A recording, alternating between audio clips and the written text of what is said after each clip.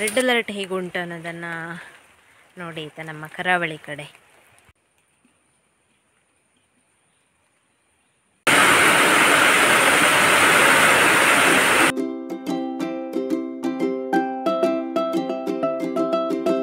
Hello hi ನಮಸ್ಕಾರ ಎಲ್ರಿಗೂ, welcome to the channel. ನಾನು ನಿಮ್ಮ ಚೈತ್ರ. ಸೊ ಫ್ರೆಂಡ್ಸ್, ಇವತ್ತೊಂದು ವ್ಲಾಗ್ನ ಸ್ಟಾರ್ಟ್ ಮಾಡ್ತಾ ಇದ್ದೀನಿ.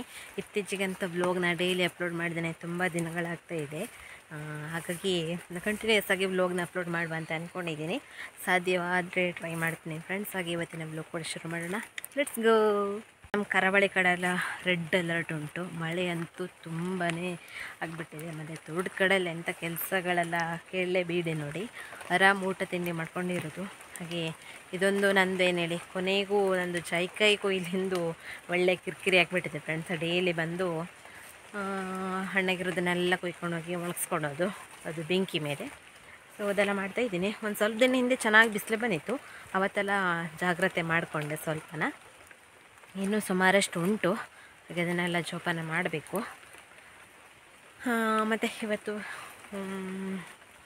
ರೆಡ್ ಅಲರ್ಟ್ ಹೇಗುಂಟು ಅನ್ನೋದನ್ನು ನೋಡಿ ನಮ್ಮ ಕರಾವಳಿ ಕಡೆ.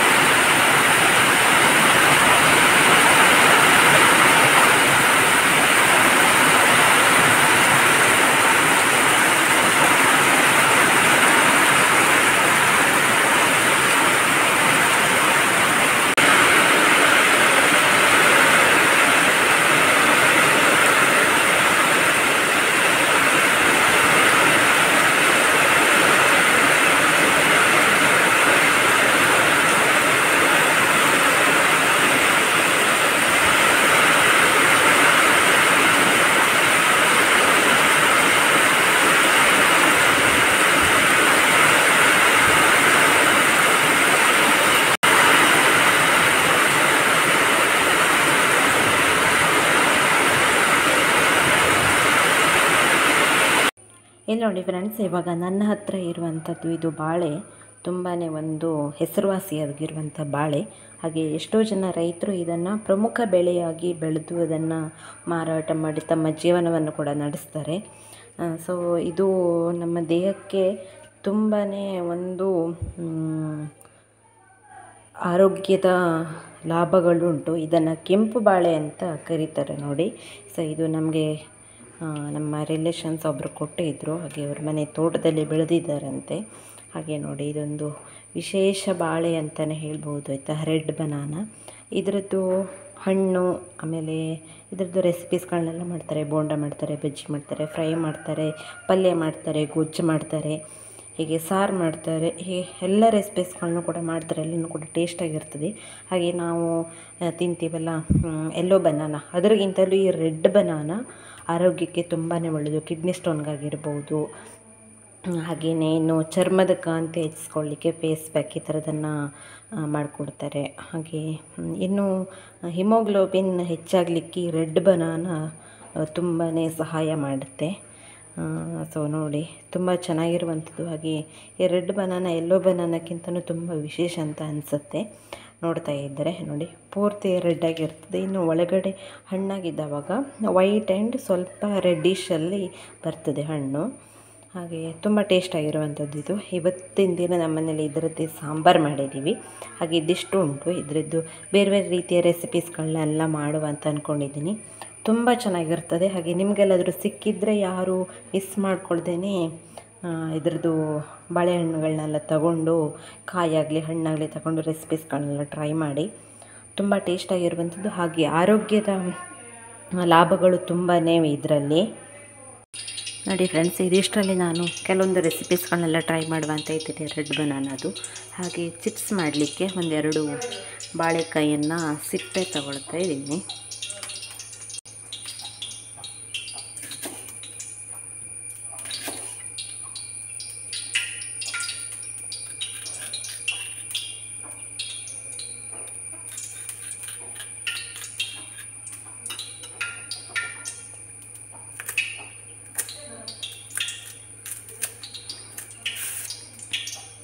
ಇದು ಹಣ್ಣಾಗಲಿಲ್ಲ, ಚೆನ್ನಾಗಿ ಬೆಳೆದೇ ಇರುವಂಥ ಕಾಯಿ. ಹಾಗೆ ಈ ರೀತಿ ಸಿಪ್ಪೆಯನ್ನು ಬಿಡಿಸ್ಕೊಳ್ಬೇಕು.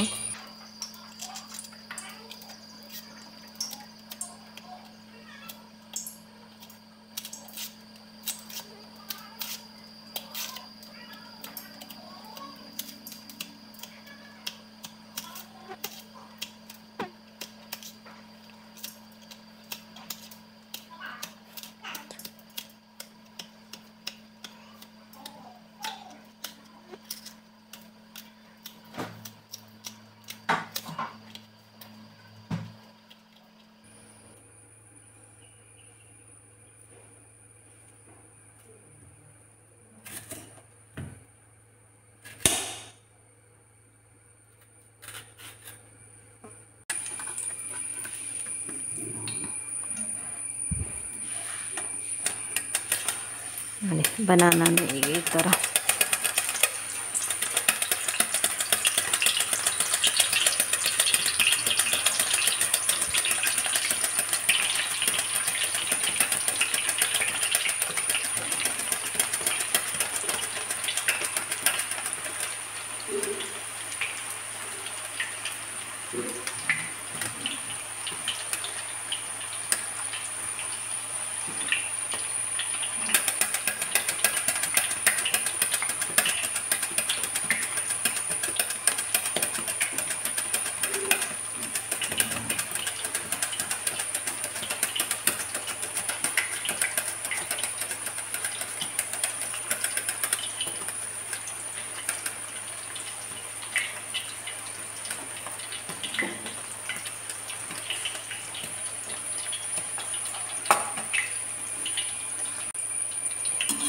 ನೋಡಿ ಫ್ರೆಂಡ್ಸ್, ನಾನು ಹಾಕಿರೋದು 2 ಬಾಳೆಕಾಯಿ, ಆದರೆ 1 ಪ್ಲೇಟ್ ಫುಲ್ ಚಿಪ್ಸ್ ಸಿಗ್ತಾ ಉಂಟು. ಚೆನ್ನಾಗಿದೆ ಅಲ್ವಾ?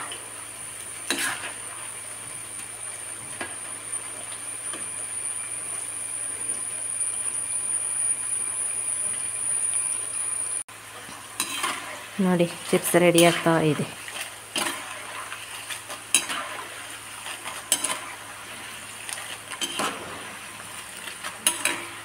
ಕೆಂಪು ಬಾಳೆಯ ಚಿಪ್ಸ್.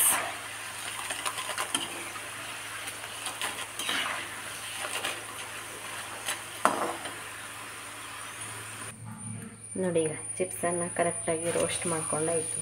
ಇದಕ್ಕೆ ಸ್ವಲ್ಪ ಉಪ್ಪು ಖಾರ ಹಾಕಬೇಕು. ಸೊ ನೋಡಿ, ಹಿಂಗೆ ರೋಸ್ಟ್ ಆಗಿದೆ.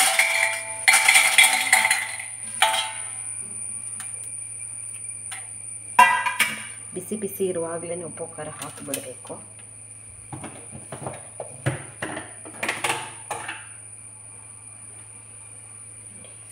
ಉಪ್ಪು ಹಾಕಿದ್ದೀನಿ.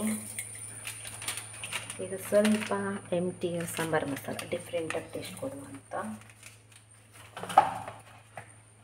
ಆ್ಯಂಡ್ ಸ್ವಲ್ಪ home made puliyogare masala powder.